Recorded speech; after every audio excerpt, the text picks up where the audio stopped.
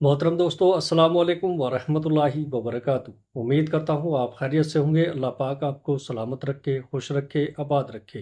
प्यारे अजीज दोस्तों, इंसान अपनी ज़िंदगी में जो काम पसंद करता है उसे बड़े शौक़ से सर अंजाम देता है।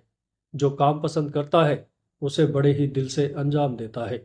लेकिन कई काम ऐसे भी होते हैं जो इंसान को जवाल की तरफ ले जाते हैं, जबकि कुछ काम ऐसे भी होते हैं जो इंसान को उरूस की तरफ ले जाते हैं। प्यारे अजीज दोस्तों, कुछ काम ऐसे होते हैं जो इंसान को तंगी की तरफ ले जाते हैं, जबकि कुछ काम ऐसे होते हैं जो इंसान को आसानी की तरफ ले जाते हैं। ऐसे ही हज़रत अली रज़ी अल्लाह ताला अन्हु एक रोज़ अल्लाह के बंदों को दर्स दे रहे थे। नबी करीम सल्लल्लाहु ताला अलैहि वसल्लम का पैगाम सुना रहे थे। वो नसीहत कर रहे थे, खूबसूरत ज़िंदगी गुजारने के तौर तरीके बता रहे थे। हज़रत अली रज़ी अल्लाह ताला अन्हु ने फरमाया, मैंने भिखारियों को बादशाह बनते देखा है।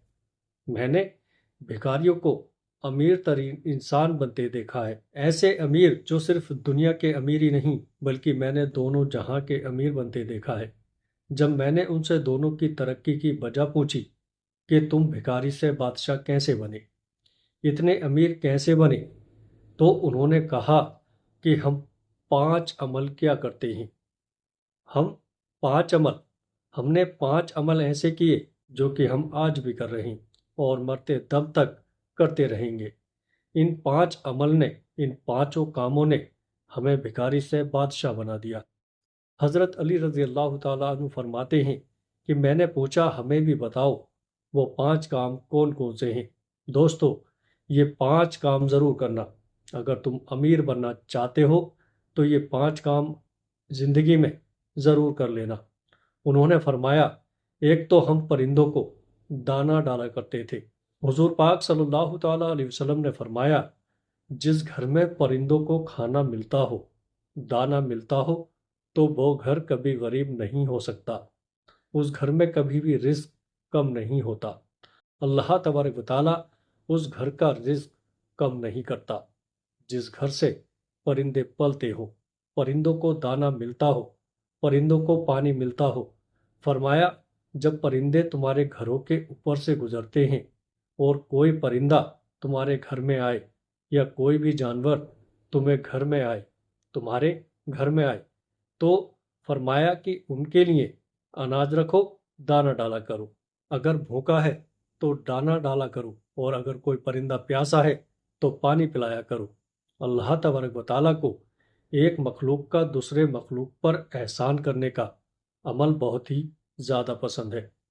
यानी जब एक दूसरे मखलूक की भूख मिटाती है, प्यास मिटाती है, तो अल्लाह ताला को ये अमल इतना पसंद आता है कि अल्लाह तबारक व तआला फरिश्तों में बैठकर मुस्कुराता है। जब एक मखलूक दूसरे मखलूक पर एहसान करती है, जब परिंदे किसी के घर से खाना खाकर यानी दाना खाकर उस घर से जाते हैं, तो अल्लाह से दुआ करते हैं कि मालिक, जिस तरह इस घर के लोगों ने हमारे रिज्क का एहतमाम किया, तो भी इस घर के लोगों के रिज्क का एहतमाम कर। तो यूं अल्लाह तबारक व तआला अपनी बरकत के तमाम दरवाजे उस घर की तरफ खोल देता है। जिस घर में परिंदों को खाना मिलता है, जानवरों को खाना मिलता है, उसके बाद हज़रत अली रज़ी अल्लाह ताला अन्हु ने फरमाया कि उस शख्स ने कहा कि उसका दूसरा अमल यानी 2 काम जो वो करते थे वो ये था कि वो गरीबों की मदद किया करते थे। जो शख्स गरीबों की मदद करता है वो जिंदगी में कभी भी गरीब नहीं होता। एक बंधु था जिसकी बीवी हामिल थी। बच्चे की पैदाइश का वक्त करीब है, जबकि घर में एक पैसा भी नहीं है। अब ये बहुत परेशान थे कि पैसा एक भी नहीं है, जबकि बच्चे की पैदाइश का वक्त करीब है। वो वधू हमसायों के पास गए कि हमें कुछ कर्ज दे दो। उन्होंने उन्होंने कुछ ना दिया, तो वधू के जहन में एक तरकीब आई कि क्यों ना मदीने में चला जाऊं, हज़रत उमर फारूक रज़ी अल्लाह ताला अन्हु के पास चला जाऊं, उनके सामने जाकर फरियाद करूं और अर्ज़ करूं, वो मेरी ज़रूर मदद करेंगे। ये वधू اپنی حامل بیوی کو لے کر مدینے کی طرف جا رہا ہے۔ چلتے چلتے جیسے ہی مدینے کی سرزمین پر قدم رکھا، شام ہو گئی، رات ڈھلنے لگی، بچے کی پیدائش کا وقت قریب تھا۔ اس نے بیوی کو کہا کہ کیوں نہ ہم یہیں خیمہ لگا کر رات بسر کر لیتے ہیں، صبح ہوتے ہی حضرت عمر رضی اللہ تعالیٰ عنہ کے پاس چلے جائیں گے۔ رات یہ لوگ وہاں ٹھہرے۔ رات کا دوسرا پہر جب آیا تو بیوی درد سے چیخنے لگی۔ بچے کی پیدائش کا وقت قریب ہے اور یہ بیوی کا حوصلہ دے رہا ہے، ابھی فجر ہونے والی ہے، چلتے ہیں۔ حضرت عمر رضی اللہ تعالیٰ عنہ کے پاس اپنا مسئلہ حل کرواتے ہیں۔ حضرت عمر فاروق رضی اللہ تعالیٰ عنہ کی عادت تھی کہ آپ رات کے دوسرے پہر مدینے کی گلیوں میں گشت کیا کرتے تھے۔ اس رات بھی حضرت عمر مدینے کی گلیوں میں گشت فرما رہے تھے۔ آپ نے دور سے دیکھا کہ خیمے میں آگ جل رہی ہے۔ آپ نے غلام کو بھیجا کہ جا کر دیکھو وہ کون بیٹھا ہے، رات کے اس پہر کوئی مسافر تو نہیں ہے۔ غلام اس شخص کے پاس گیا۔ اس نے کہا کہ میری بیوی حاملہ ہے، مجھے مدد کی ضرورت ہے۔ غلام نے واپس آ کر حضرت فاروق رضی اللہ تعالیٰ عنہ کو ساری بات بتائی۔ اللہ اکبر! حضرت عمر فاروق رضی اللہ تعالیٰ عنہ دوڑ کر گئے، اپنی بیوی کو اٹھایا، کہا اٹھو، اگر تمہیں ثواب مل رہا ہو تو لینا چاہو گی، اگر تمہیں نیکیاں مل رہی ہو تو لینا چاہو گی؟ کہا کیوں نہیں حضرت؟ پھر فرمایا اٹھو، میرے یار کی بیوی تکلیف میں مبتلا ہے اور تھوڑی دیر میں بچے کی پیدائش کا وقت آنے والا ہے، اٹھو اور تھوڑی دیر کے لیے دائی بن جاؤ۔ ضرورت کا سارا سامان اٹھایا اور عمر فاروق رضی اللہ تعالیٰ عنہ سے کہنے لگی، آپ تھوڑی سی لکڑیاں کندھے پر اٹھا لیں۔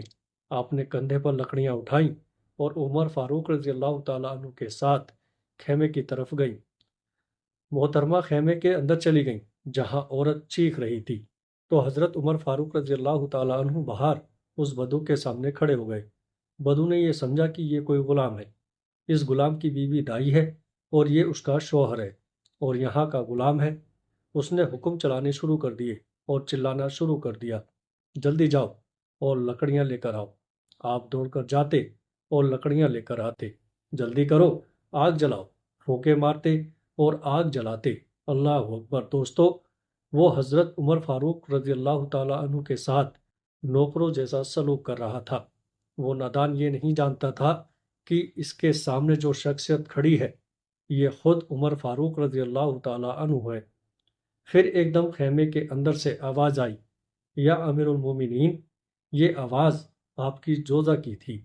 آپ کی زوجہ محترمہ نے کہا، آپ کو مبارک ہو، آپ کے دوست کو، آپ کے بھائی کو اللہ نے بیٹا عطا کیا ہے۔ جیسے ہی بیگم صاحبہ نے یا امیر المومنین کہا، بدو کے پاؤں تلے سے زمین نکل گئی۔ سوچا کیا یہی امیر المومنین ہے، اور فوراً امیر المومنین کے پیروں میں گر گیا اور کہنے لگا، یا امیر المومنین، مجھے معاف کر دیجیے گا۔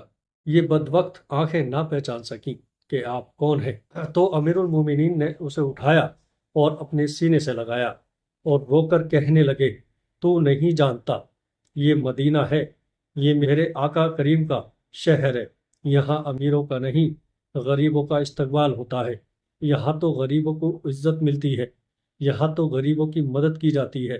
دوستو، اس واقعے سے ہمیں پتہ چلتا ہے کہ غریبوں کی مدد کرنے والا کبھی غریب نہیں ہوتا، کبھی غریبوں کی ضرورت کو پورا کرنے والا خود غریب نہیں ہوتا۔ اس لیے وہ لوگ کہتے تھے کہ ہمارے امیر بننے کی سب سے بڑی وجہ غریبوں کی مدد کرنا ہے۔ نمبر 3، کام یہ تھا کہ وہ اپنی اولادوں کو حلال لقمہ کھلایا کرتے تھے۔ نمبر 4، کام وہ اپنے والدین کی خدمت کیا کرتے تھے۔ اور نمبر 5، وہ کبھی نماز میں سستی نہیں کیا کرتے تھے۔ ان لوگوں نے کہا کہ ہم لوگ آج بھی ان 5 کاموں کو کرتے ہیں، بس اسی وجہ سے ہم دن و دن اور بلندی کی طرف جا رہے ہیں۔ پیارے عزیزو، اللہ تبارک و تعالیٰ سے دعا ہے کہ اللہ پاک ہم سب کو ان 5 باتوں پر عمل کرنے اور غریبوں کی مدد کرنے کی توفیق عطا فرمائے۔ دوستو، امید کرتا ہوں کہ آج کی یہ ویڈیو آپ کو پسند آئی ہوگی۔ ویڈیو پسند آئے تو آگے دوستوں میں شیئر ضرور کریے گا۔ السلام علیکم ورحمۃ اللہ وبرکاتہ۔